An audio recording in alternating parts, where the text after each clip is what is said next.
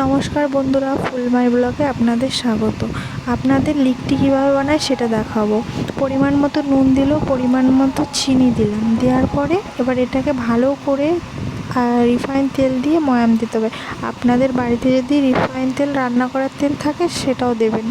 এবার এটাকে ভালো করে ময়াম দিলে এবার লিকটি দিয়ে বাদামের চাটনি বানাবে। ভালো করে মেখে নিল ভাজা বাদাম, এটাকে পেঁয়াজ, আদা, রসুন, লঙ্কা লাগে। এবার এটাকে দিয়ে 20 মিনিট মাখিয়ে 20 মিনিট ঢাকা দিয়ে রাখলো।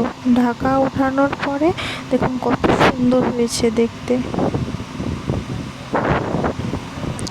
এবার পুরটা তৈরি করে নিল, এরকম করে লেচি করে নেবেন, দেখতে সুন্দর লাগে।